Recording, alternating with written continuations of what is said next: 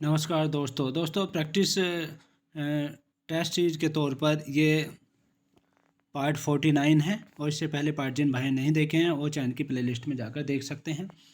और जिन भाइयों ने अभी तक चैनल को सब्सक्राइब नहीं करा है वो चैनल को सब्सक्राइब कर लें। क्वेश्चन नंबर 1, वर्तमान में दुनिया की सबसे ऊंची इमारत कौन सी है? वर्तमान में दुनिया की सबसे ऊंची इमारत कौन सी है?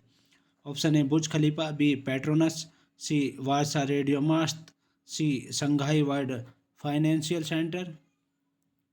और आपको आंसर देने के लिए 5 सेकंड का है समय है। करेक्ट आंसर है बुर्ज खलीफा। ए पार्ट करेक्ट आंसर है। और दुनिया की सबसे बड़ी, वर्तमान में सबसे बड़ी ऊंची इमारत जो है बुर्ज खलीफा है और सऊदी अरब में यह निर्मित है बुर्ज खलीफा। ताइपे भी ऊंची इमारतों में से एक है और वर्ल्ड ट्रेड सेंटर भी 101 मंजिल के थे। नेक्स्ट क्वेश्चन देखिए। क्वेश्चन नंबर 2, निम्नलिखित में से कौन सी भाषा चित्राक्षरों का उपयोग करती है? निम्नलिखित में से कौन सी भाषा चित्राक्षरों का उपयोग करती है? ऑप्शन ए जापानी, बी इतालवी, सी फ्रेंच, डी अंग्रेजी।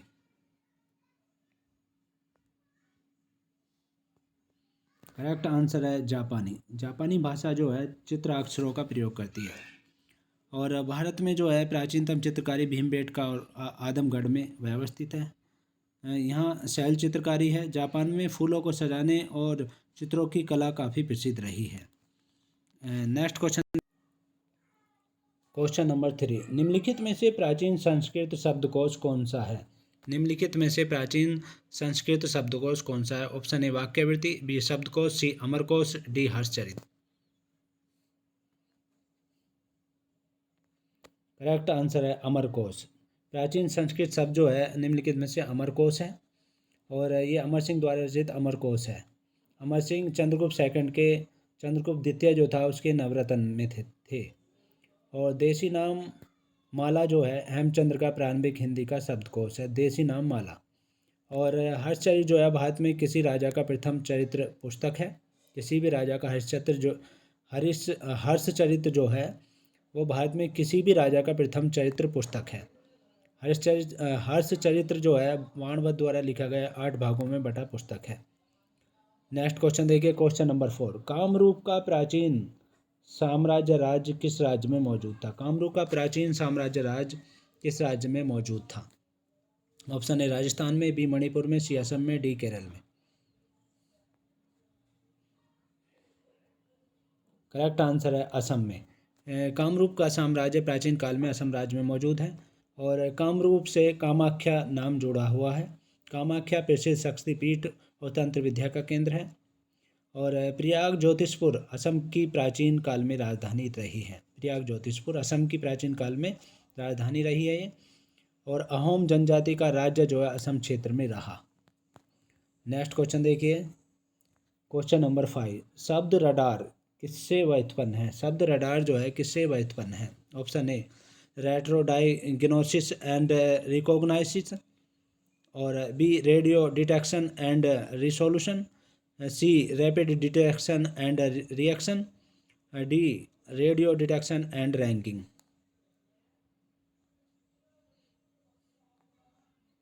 करेक्ट आंसर है रेडियो डिटेक्शन एंड रैंकिंग से व्युत्पन्न है radar. Radio detection and ranking से व्युत्पन्न है ये। और रडार संकेतों को ग्रहण करता है, सूचना देती है। रडार के द्वारा वायुयान, रॉकेट आदि की जानकारी मिलती है। और भारत ने फाल्कन रडार इजराइल से खरीदे हैं। और इजराइल की ये फाल्कन रडार जो है बहुत ही उन्नत किस्म की रडार है। और राजेंद्र रडार जो है स्वदेशी रडार में आधुनिकतम है। हमारे देश में जो है राजेंद्र रडार है, स्वदेशी रडार, वो आधुनिकतम है। नेक्स्ट क्वेश्चन देखिए। क्वेश्चन नंबर 6, सुएज नहर भूमध्य सागर को किस सागर से जोड़ती है? सुएज नहर भूमध्य सागर को किस सागर से जोड़ती है? ऑप्शन ए कैस्पियन सागर, बी लाल सागर को, सी बाल्टिक सागर को, डी उत्तरी सागर। करेक्ट आंसर है लाल सागर को, लाल सागर से। सुएज नहर जो है भूमध्य सागर को लाल सागर से जोड़ती है। और सुएज नहर का निर्माण जो किया गया था 1969 ईस्वी में किया गया था। 1969 ईस्वी में सुएज नहर का निर्माण किया गया था। और सुएज नहर का निर्माण फ्रांसीसी अभियंता फर्दिनांद ई लेपोप्स ने किया था। फर्दिनांद द लेपोप्स ने किया था? 1 मिनट में लिखे देता हूँ। यह है फदीनिंद और द लेपोप्स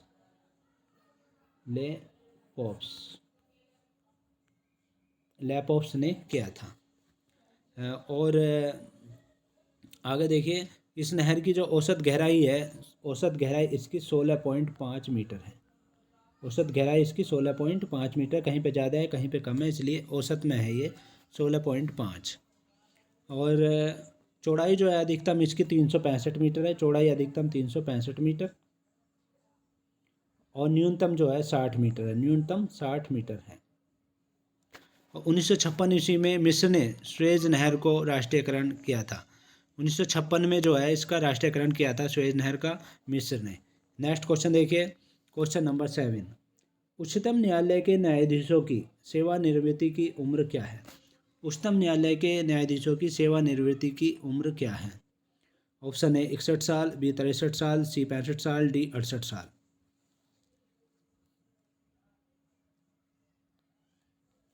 करेक्ट आंसर है 65 साल है। उच्चतम न्यायालय के न्यायाधीशों की सेवानिवृत्ति की जो आयु है, उम्र है, वो है 65 साल है। और उच्चतम न्यायालय के न्यायाधीशों की नियुक्ति की न्यूनतम उम्र सीमा कुछ भी नहीं है। और सेवानिवृत्ति की आयु जो है 65 वर्ष है। CS के सेवानिवृत्ति की उम्र भी 65 वर्ष ही है। और विश्वविद्यालय शिक्षक के सेवानिवृत्ति की उम्र भी 65 ही है। प्रधानमंत्री, राष्ट्रपति, राज्यपाल, मुख्यमंत्री, संसद सदस्य आदि की अधिकतम उम्र सीमा निर्धारित नहीं है। नेक्स्ट क्वेश्चन देखिए, क्वेश्चन नंबर 8। सबसे पहले पहिए किससे बने थे? सबसे पहले पहिए किससे बने थे? ऑप्शन ए रबड़ से, बी कांच से, सी लकड़ी से, डी लोहा से।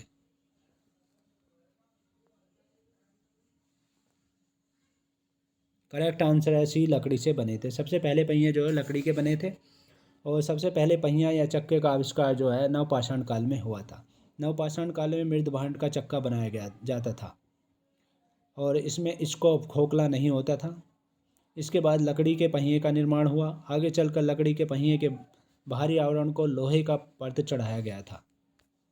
नेक्स्ट क्वेश्चन देखिए, क्वेश्चन नंबर 9। निम्नलिखित में से कौन सी प्रक्रिया कार्बन डाइऑक्साइड वातावरण को घटाती है? निम्नलिखित में से कौन सी प्रक्रिया कार्बन डाइऑक्साइड वातावरण को घटाती है? ऑप्शन ए प्रकाश संश्लेषण, बी बायो डिग्रेडेशन, और सी विद्युत अपघटन, सी गैल्वनीकरण।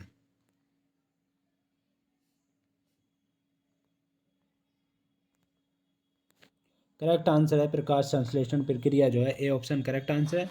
कार्बन डाइऑक्साइड को वातावरण में घटाती है प्रकाश संश्लेषण प्रक्रिया, फोटोसिंथेसिस। नेक्स्ट क्वेश्चन देखिए, क्वेश्चन नंबर 10। भीमबेटका की गुफाएं कितने साल पुरानी मानी जाती है? भीमबेटका की गुफाएं कितने साल पुरानी मानी जाती हैं? ऑप्शन ए 1000 साल, बी 5000 साल, और सी 30,000 साल, और डी 300 साल। करेक्ट आंसर है 30,000 साल पुरानी मानी जाती है। भीमबेटका की गुफाएं जो है 30,000 साल पुरानी मानी जाती हैं। और भीमबेटका मध्य प्रदेश के रायसेन जिले में है, रायसेन जिले में है, मध्य प्रदेश के में। भीमबेटका और होशंगाबाद के आदमगढ़ से शैल चित्रकारी मिली है, और यहाँ के चित्र मुख्यतः शिकार करते हुए संबंधित हैं। और सबसे बड़ी गुफाएं जो हैं 40 मीटर इंटू सबसे बड़ी गुफाएं 40 इंटू 15 मीटर की हैं। 40 मीटर लंबाई और 15 मीटर चौड़ाई की हैं। और भीमबेटका और आदमगढ़ जो है पुरापाषाण काल स्थल हैं। नेक्स्ट क्वेश्चन देखिए, क्वेश्चन नंबर 11। मालविका अग्निमित्रम किसने लिखा था? मालविका अग्निमित्रम किसने लिखा था? ऑप्शन ए भास ने, बी कविराय ने, सी बाणभट्ट ने, डी कालिदास ने। करेक्ट आंसर है कालिदास ने। मालविका अग्निमित्रम जो है कालिदास ने लिखा था। और मालविका एवं शुंग शासक अग्निमित्र के प्रेम प्रसंग पर आधारित नाटक है। अभिज्ञान शाकुंतलम कालिदास का महानतम नाटक है। और कालिदास ऋतुसंहार, मेघदूत, रघुवंश आदि पुस्तक भी लिखी है कालिदास ने। ये चंद्रगुप्त के नवरत्न में से शामिल थे कालिदास। और कालिदास भारत में संस्कृत के सबसे बड़े विद्वान हुए हैं। नेक्स्ट क्वेश्चन देखिए, क्वेश्चन नंबर 12। कौन सी नदी कर्नाटक और तमिलनाडु में बहती है? Question number 12। कौन सी नदी कर्नाटक और तमिलनाडु में बहती है? ऑप्शन ए कृष्णा नदी, बी गोदावरी नदी, सी कावेरी नदी, डी पेरियार। करेक्ट आंसर है कावेरी। कर्नाटक और तमिलनाडु में बहती है कावेरी नदी, और कावेरी नदी जल विवाद काफ़ी विवादित रहा है। नेक्स्ट क्वेश्चन देखिए, क्वेश्चन नंबर 13। किस व्यक्ति ने ओलंपिक खेलों में सर्वाधिक स्वर्ण पदक जीते हैं? किस व्यक्ति ने ओलंपिक खेलों में सर्वाधिक स्वर्ण पदक जीते हैं? ऑप्शन ए मार्क स्पिटीज ने, बी माइकल फेल्प्स ने, सी मैट बीओडी ने, डी माइकल स्मिथ ने। करेक्ट आंसर है माइकल फेल्प्स ने सर्वाधिक स्वर्ण पदक जीते हैं व्यक्तिगत रूप से। रियो ओलंपिक में मिलाकर 23 पदक जीत चुके हैं वो, और 1-2 पदक और 24-25 पदक उनके हो चुके हैं। और यूएसए के तैराक के खिलाड़ी हैं वो, और उसेन बोल्ट जमैक के धावक हैं। उसेन बोल्ट ने बीजिंग, लंदन, रियो ओलंपिक में 100, 200, 300 मीटर की दौड़ जीतकर विश्व रिकॉर्ड बनाया था। तीनों ओलंपिक में 3-3 स्वर्ण पदक जीते थे। नेक्स्ट क्वेश्चन देखिए, क्वेश्चन नंबर 14। जीका वायरस किसके द्वारा मनुष्य में संचारित होता है? जीका वायरस किसके द्वारा मनुष्य में संचारित होता है? ऑप्शन ए चूहे के, बी मच्छर के, सी झींगुर के, डी खरगोश के। करेक्ट आंसर है मच्छर के, बी पार्ट करेक्ट आंसर है। मच्छर के द्वारा जीका वायरस मच्छर से फैलता है। जीका वायरस क्यूलेक्स मच्छरों के काटने से होता है, और जीका वायरस जो है गर्भावस्था में बच्चों को संक्रमित कर सकता है।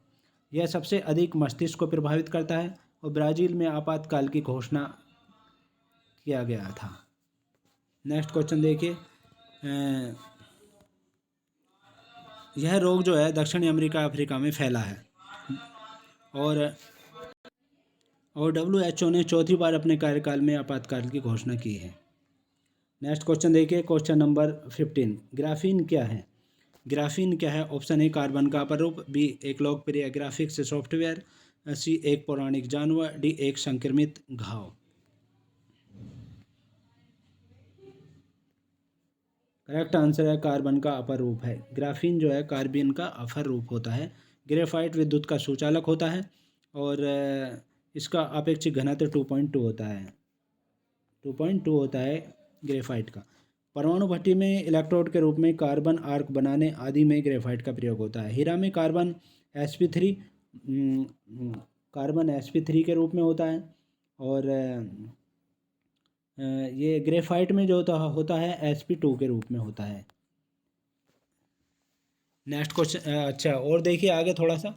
हीरा जो है पूर्ण आंतरिक परावर्तन से चमकता है, और हीरे का अपवर्तनांक जो है ये होता है 2.417 होता है। और कुछ हीरा काला होता है, जैसे बोर्ट कहते हैं, काले हीरे को बोर्ट कहते हैं, और बोर्ट हीरा शीशा काटने में प्रयोग होता है। नेक्स्ट क्वेश्चन देखिए, क्वेश्चन नंबर 16। DRDO द्वारा विकसित आकाश क्या है? DRDO द्वारा विकसित आकाश क्या है? ऑप्शन ए सतह से हवा में मार करने वाली मिसाइल प्रणाली, बी सतह से सतह पर मार करने वाली मिसाइल प्रणाली, सी हवा से सतह पर मार करने वाली मिसाइल प्रणाली, और डी मिसाइल प्रणाली नहीं है। करेक्ट आंसर है सतह से हवा में मार करने वाली मिसाइल प्रणाली है आकाश। DRDO द्वारा विकसित है ये। और DRDO द्वारा विकसित जो है आकाश, वो मध्यम दूरी का बहुलक्षीय प्रक्षेपास्त्र है। आकाश की मारक क्षमता जो है इसकी 25 किलोमीटर है। और नाग टैंक जो है, नाग वो टैंक रोधी निर्देशित प्रक्षेपास्त्र है, और नाग की मारक क्षमता 4 किलोमीटर है। नाग की कितनी है? 4 किलोमीटर मारक क्षमता है कुल। और नाग का मारक क्षमता जो 4 किलोमीटर ये हो गया। और नाग का नवंबर 1990 में परीक्षण किया गया था। नवंबर 1990 में इसका परीक्षण किया गया था, नाग प्रक्षेपास्त्र का, एंटी टैंक का, मिसाइल का। और नाग टैंक रोधी मिसाइल दागो और धूल जाओ टैंक रोधी प्रक्षेपास्त्र भी इसे कहा जाता है। दागो और भूल जाओ टैंक रोधी प्रक्षेपास्त्र इसे कहा जाता है, मिसाइल इसे कहा जाता है। नेक्स्ट क्वेश्चन देखिए, क्वेश्चन नंबर 17। सूर्य के अध्ययन के लिए इसरो द्वारा 2019-20 में प्रक्षेपित किए जाने वाले अंतरिक्ष यान का नाम क्या है? सूर्य के अध्ययन के लिए इसरो ने 2019-20 में प्रक्षेपित किया था, उस अंतरिक्ष यान का नाम क्या है? Option A Surya, B Aditya, C Ravi, D Bhaskar.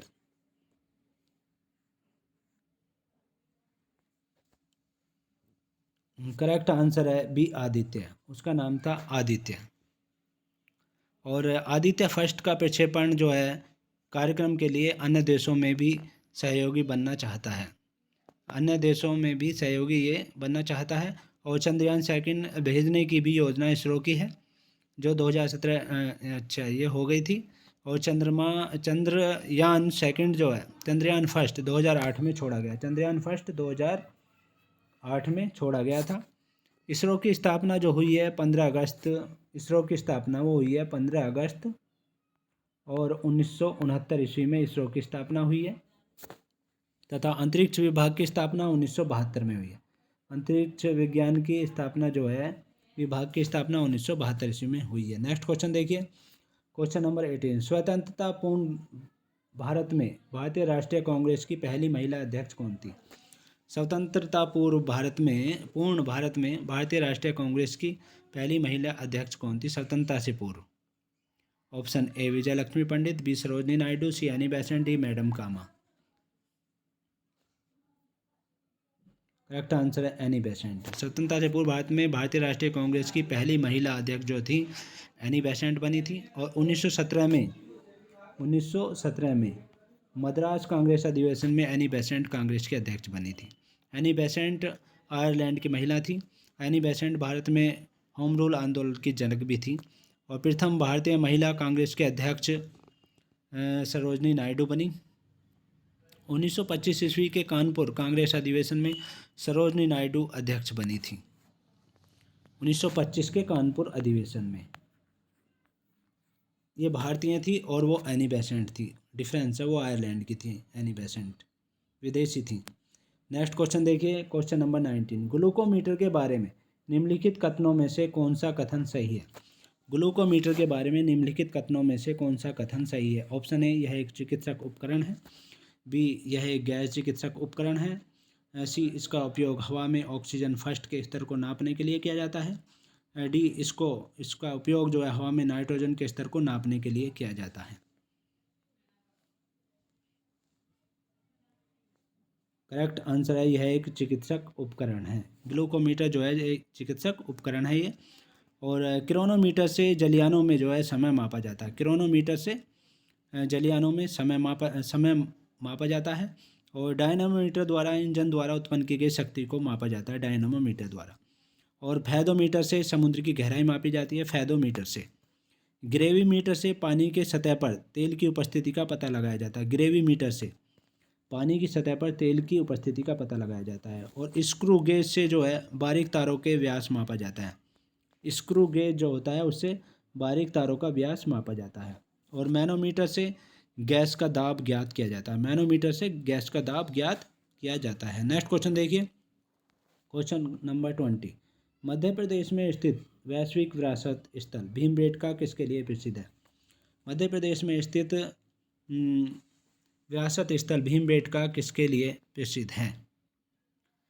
Option A वनों के लिए, बी पर्वत श्रृंखलाओं के लिए, सी पाषाण आश्रय के लिए, डी झरनों के लिए।